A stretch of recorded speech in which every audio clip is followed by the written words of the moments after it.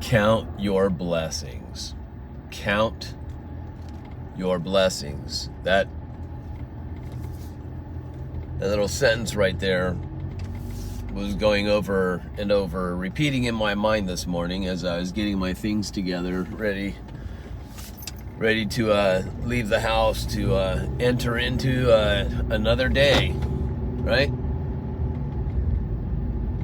You're kind of entering into another day when you are preparing to leave your house and go out and do what you got to do.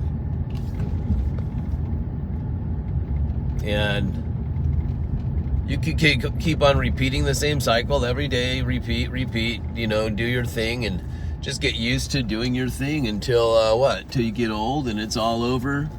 Someday it's all over. It ends. I don't think it happens that fast, you guys. There's a huge process that is happening. I mean, you live every day. It's not like one day you wake up and you're older suddenly and now it's the end. It's definitely a process, I can tell you that. I've been here for 51 and a half years. I've been here on this place called Eretz in Hebrew. Eretz. It's the earth or the land, the soil. Been here for 51 and a half years so far. What a process it is. And I could either resist it and fight it and hate it, complain about it, or I can start to count my blessings. And if you're somebody that says, I don't have any blessings to count, you're thinking of your blessings in a foolish way, because I know what you're thinking. You can't name off, you can't number the blessings in your life. Blessing number 1, blessing number 2, blessing number 3. You're thinking of it in a ability to number things. It's kind of like David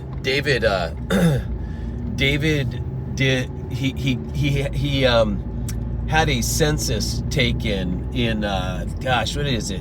First Chronicles chapter I think it's chapter 21, First Chronicles. And David has a census taken, and what a census is where you take a count of how many people there are, counting the amount of people, like literally counting people, and mostly for the purpose of taxing them, right? Kind of like you and I, we're just a number. We are just a number in the eyes of the ones that were in charge of assigning you. Like here in America, we've got Social Security identification card. You're just a number. And your social identification card, which they call Social Security here, security, to make you feel more secure in their system, in their way. So we're going to give you a card with a number to identify you so you can feel more secure.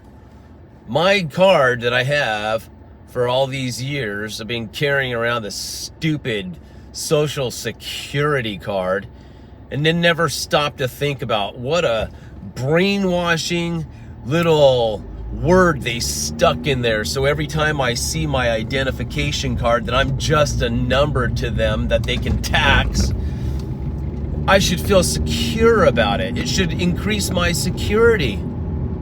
So they call it Social Security. The hypnotizing begins. They're trying to hypnotize you so you'll be secure in their system. And who are they, by the way? Let's just call it those that are led by Satan. That's it. That's it. It's either God or Satan. There's no in between. It's either light or dark, evil or good. There is no in between, you guys. There is no in between. All right? But how we judge and decipher evil from good, there's a lot of in between with that, right? Because people always want to partake of the fruit of the knowledge of good and evil instead of eating of the tree of life and deciphering things in life for themselves. For instance, alcohol. Is it bad? Is it good? Well, it depends. Depends how it's used. Just like a knife. A knife is a tool, or it can be a weapon. So is it bad as a weapon and only good as a tool? A tool as far as like cutting things that you need cut up, bread or steak or lettuce or whatever you eat. What about a weapon? Can it be good? Can it be good use for a weapon? For good? Well, if you're protecting your family from some psychopath that broke in and wants to attack everybody and harm even your children, then yeah, you know what? That knife now that you turned into a weapon, it was a weapon of defense, right? So it's perspective, how you see things, but how do you judge good from evil, you know? But there is only good and evil. That's it. But the in-between stuff, that's your God-given wisdom to help you out with that, right? But going back to David counting, you know, taking a census, you know, it didn't seem like Yahweh was very happy about it. Now listen, that's just a kind of not very happy about Yahweh. Well, figures Yahweh, that wrathful God and all that. You guys don't even understand Yahweh. Some of you may. I'm not saying I do, but I'm getting glimpses, man. Yahweh of the Old Testament, God. But that's neither here nor there right now. This census that David did, here's how I was understanding it when I started just kind of reading about it and going deep into this. Like, what do you want to show me, Lord, about a census, right? And you can look at people's commentaries and all that. I don't care what other people are saying. I'm just saying what I got from the Lord. And it is, David's counting how many people he has as if people are just numbers. Exactly the way your government sees you today, just a number. They don't care about you as a person. You're just a number. And David was counting the people as just a number. Instead of, these are human beings, these are persons. And listen, David wasn't an evil man. He did care for the people. He was always praying on behalf of the people, even hoping God would take his life to spare the people. So don't get me wrong about David. But what David fell into is what a lot of people fall into, looking at others as just numbers. Like this car in front of me. Do I see a human being in that car? Or do I just see a car, an attachment of something is in front of me, and if that something doesn't turn their blinker on appropriately when they need to turn, and if that something just so happens to be driving too slowly according to the speed I want to go, or if that something is riding too closely behind me near my bumper and agitating me. See, I'm forgetting that there's a human being behind there, but I'm kind of attaching the car and the human being together, just seeing it as another number, and whether that thing behind me is aggravating me or not. See, we do this all the time as people. We just see others as a bunch of numbers. Like a person in front of you in line. You're in line, they're just a number to you. Like, can't this line move faster? This line? You mean the people? Or do you just see a line? Do you understand what I'm saying? That when we see them just as a line, that's when you start numbering. They're just a bunch of numbers. Instead of, these are individual people that have gone through things that you're not aware of. You don't know what they've been through. You don't know what they're going through. You don't know about the children that love them or perhaps hate them or whatever. You just don't know their story. They're just a number to you that's standing in front of you, and you can't wait till they leave the grocery store so you can get your stuff checked out of the line, right? See how we start to think, hey, me too, right? So why do I say count your blessings? Because don't take number of your blessings, just start counting things as far as seeing things that are a blessing for you in your life, even though some of those things seemed like a curse. For instance, my screwed up childhood, the religion, the parenting, all of it in one big package. Just say my screwed up childhood. I actually count it as a blessing today. it was a curse going through it, and it's a curse if I let it harm me and I boo-hoo and woe is me about my childhood, which I can't change anyway. How's it a blessing? Because I saw so much deception, brainwashing, fake people, nobody real, not even my own family. My own family is part of that matrix, man. Still, it's just part of the matrix that I stepped out of. I'm not in it no more. I remember you guys. I'm not hateful toward you or anything, but you guys, you still want to be in that matrix, and you're not even aware of it, and you don't even care. Because you believe everybody else is wrong except for you. Well, they're in that matrix, that mentality of the brainwashing, whether it's in religion or materialism or whatever part of the world it is, doesn't matter to me. It's all part of what's called Babylon the Great. If you ever read Revelation chapter 18 and tie it in with Jeremiah chapter 51, holy moly, man. Wow. Do a deep study on that. And if you see this what the Spirit is trying to tell you, man, that should wake you up right now to where you are, what kind of world you're living in. And you might just stop trying to think of Babylon the Great as a location and start seeing it as a mentality. And once again, that's neither here nor there right now either. But I count my blessings, man. I count my blessings. I'm like, you know what? I really enjoy going to the gym. I love going to the gym. So that's a blessing to me. I get to go work out this morning, something I love doing. Another thing is God has given me the ability through all the stuff I've gone through, the things I've lost, the gains, just everything. He's given me the ability to be very content in a simple life. Okay? Simple things. So because I'm not rich and all that stuff, I don't need to accumulate more and more to entertain myself. Oh, if I can just afford to do this and get entertained, then I can go there and get entertained. And I can go to Disneyland more often, and I can go to Tahiti, or I can go to Hawaii more often. I can do all these things. And hey, listen, nothing wrong with doing those things. I'm not saying anything against it, but a lot of times people need more and more and more and more to keep on entertaining themselves and keep on attaching things to them so they can build up an identity, because that's how they identify themselves, with their stuff, what kind of car they have, what kind of job title they have, all this stuff, right? So it's just what humans do. It's just like David with the census, just numbering, more. No, it's about quality. Seeing humanity, seeing the blessings in life, and being able to be content and have joy while everybody else is in their chaos and confusion, right? So I'm thinking this morning about counting my blessings. Like, I don't need to number things. I'm just starting to look at the things that I'm so grateful for. And one of those things also is that I've recently been just taking my shoes off. See, you might live in an area where you can walk on soil and land, and it's no big deal for you, but not so much me. I'm in a different community than a lot of you guys.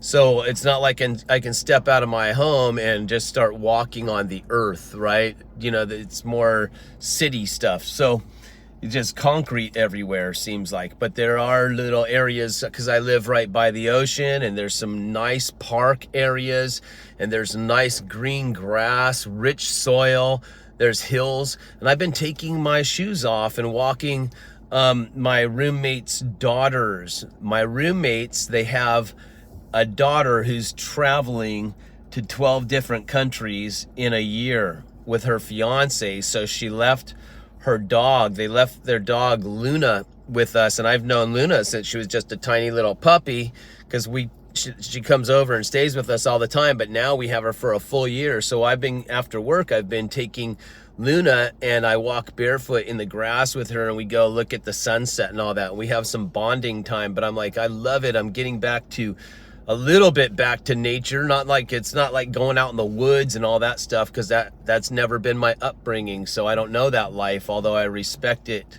very much so. People that know how to do that, people that know how to hunt, gather, whatever it is, live off grid. But unfortunately, that's not my life out here, to live off grid. That's not what God put me here to do. And he's definitely not saying, get out of there, run away, be scared of what's coming. No, he hasn't told me that.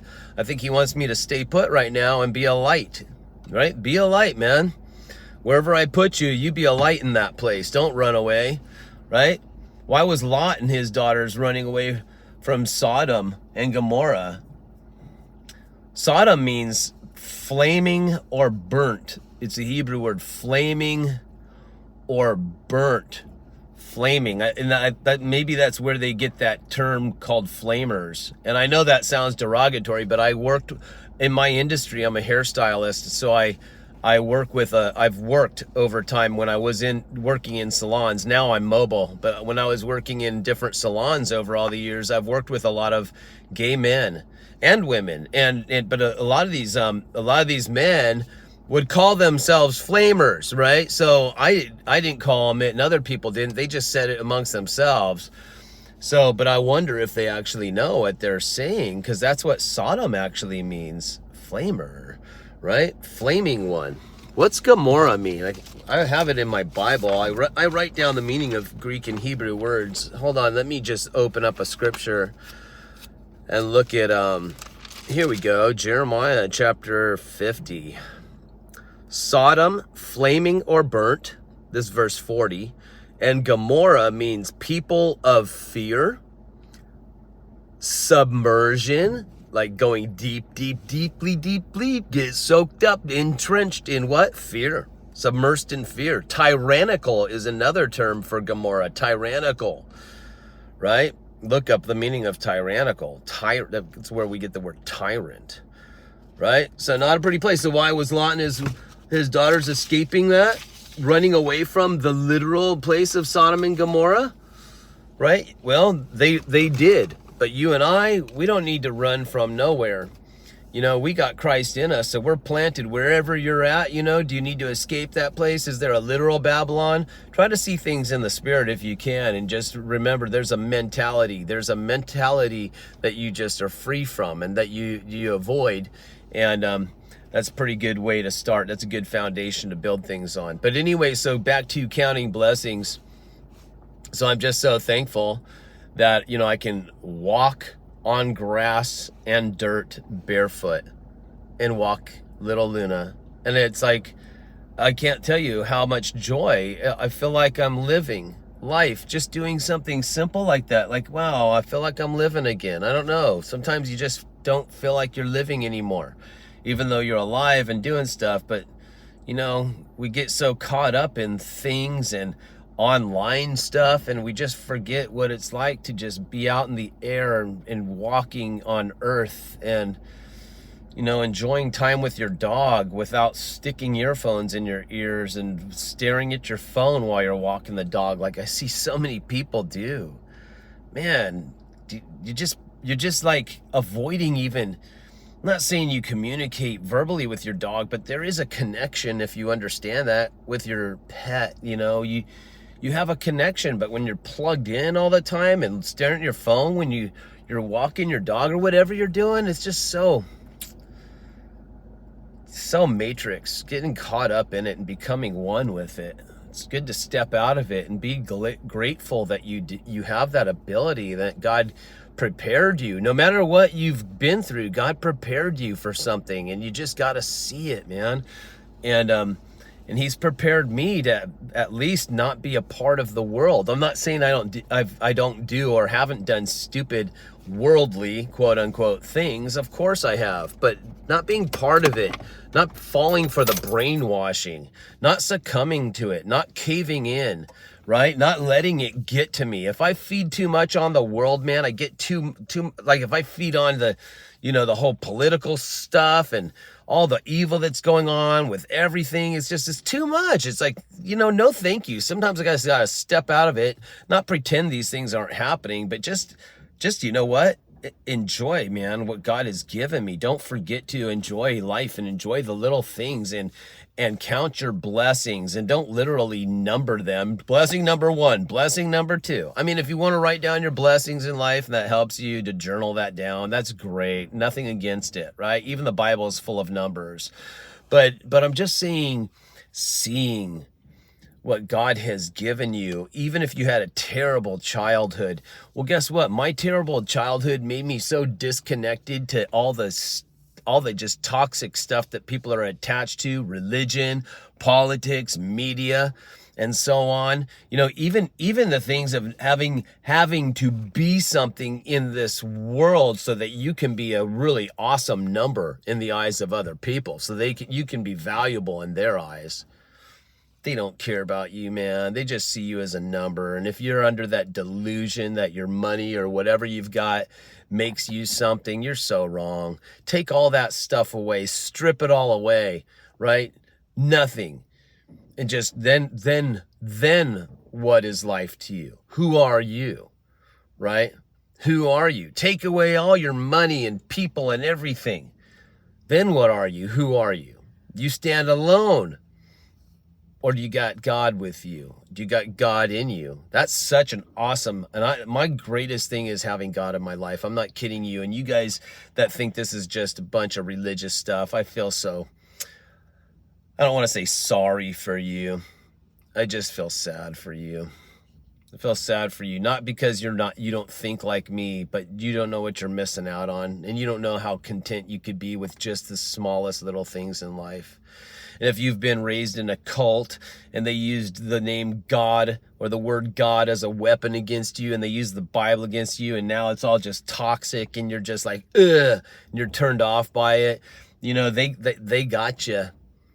Because you could actually look into that book and not look into it as an obligation that you better read it, or else God's going to be mad at you, or else or people aren't going to look at you the right way, you know, because you don't read the Bible enough. You know what? Forget all that. But when you look into it and you look for the wisdom that God has shared, man, if you can't see that God inspired people in the writings in that book, I don't care how you yourself interpret things. There's a lot of people that interpret and they try to say, see, God's so evil, Yahweh's evil, all this stuff. You guys, you just don't understand the wisdom that is in there, and it would take so long to understand it all. It's just incomprehensible. But when you discover these jewels, these gems, these wisdom stones that are in there, if you will, there's just rich wisdom, man.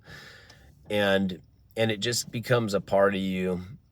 And when you go out and do your thing in life, and you can count the blessings no matter what, man, even if it's just walking barefoot in dirt or grass, just something small like that, and it's so joyful to you to be able to do that. It's incredible. And I'm just like, thank you, God. You've made me really appreciative of the smaller things in life. It doesn't really take a whole lot, and I'm grateful for that, Lord. I'm grateful for that. And I know I complain too much about a lot of things with God sometimes, you know, but I kind of get caught up in negativity as well. But that's why it's good to stop and count your blessings. And I'm not saying take a census of your blessings. Just start counting them. Just start seeing that you are blessed, and it's not about your money, and it's not about your successful marriage and the house and all that stuff.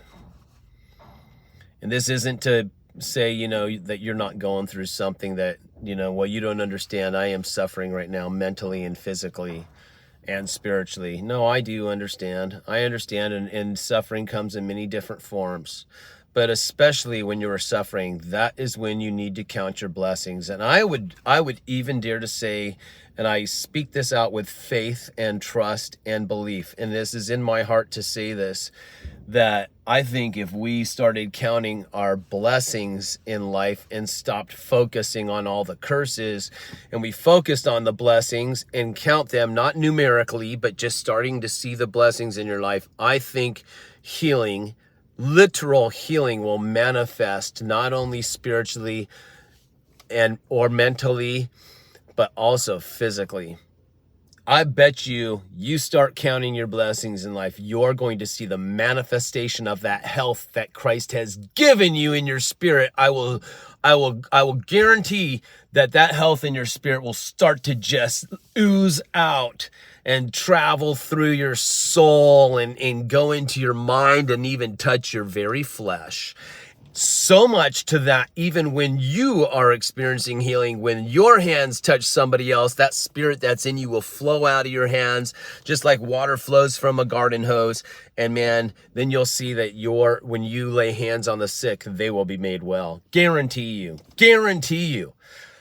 But have you actually tried that out? I've tried everything. I've tried every prayer. Have you ever tried counting your blessings? And even if you can't, because you can't number them, no, you can.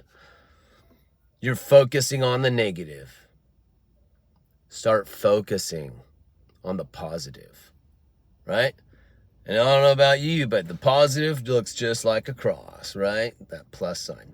All right, you guys, I'm going to get going. I love you. I hope you all have a great day. You are blessed. Be aware of how blessed you are in the very littlest things, and watch healing manifest. Hope you all have a great day, and I'll see you later.